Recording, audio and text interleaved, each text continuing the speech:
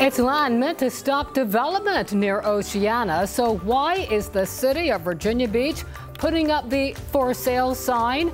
That is our top story this Thursday night. Good evening to you. I'm Regina Mobley. I'm David Allen. Empty lots dot the land surrounding Naval Air Station Oceana. The Navy doesn't want major development in areas where a catastrophe like the 2012 Good Friday disaster can happen. But now, land near the base is up for grabs, listed as a residential building site.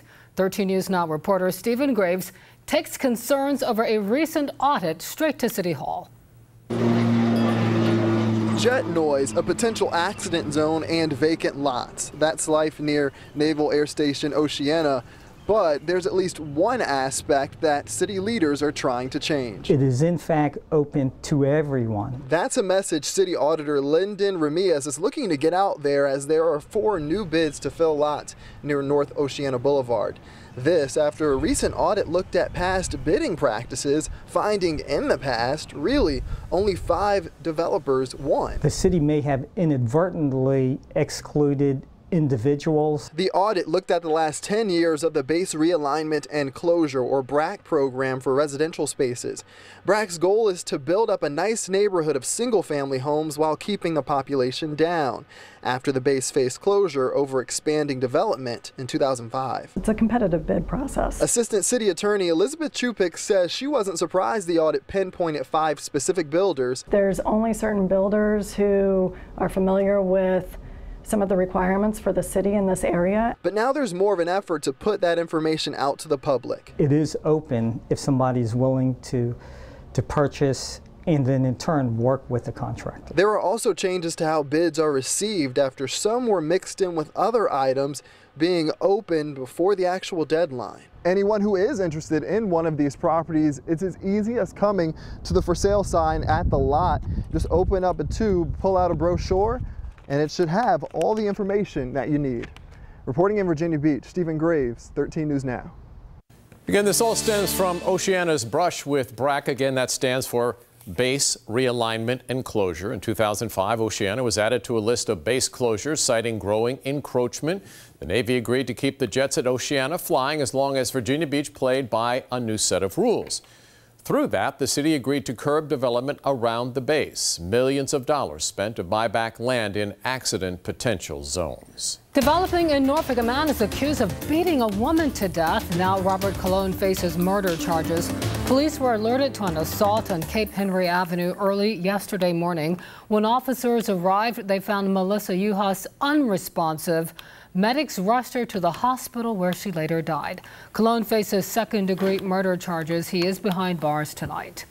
A guilty plea for the man accused of causing a deadly crash. Prosecutors say Courtney Haran admitted today in court he did stop for a Chesapeake police officer trying to pull him over. That was back in October. Haran kept on going, eventually rear-ending another car and smashing into a trash truck. The driver of that truck, George Harris, died. Haran will be sentenced in September.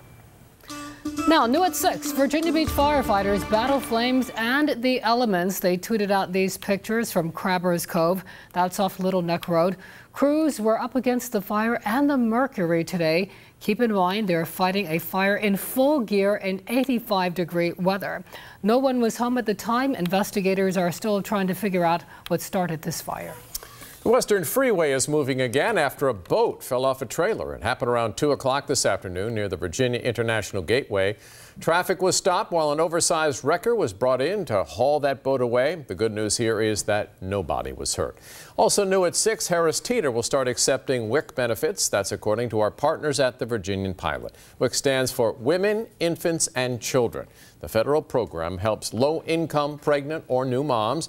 A rep for Harris Teeter tells the Pilot employees are being trained on the new program. No word yet on when that will wrap up.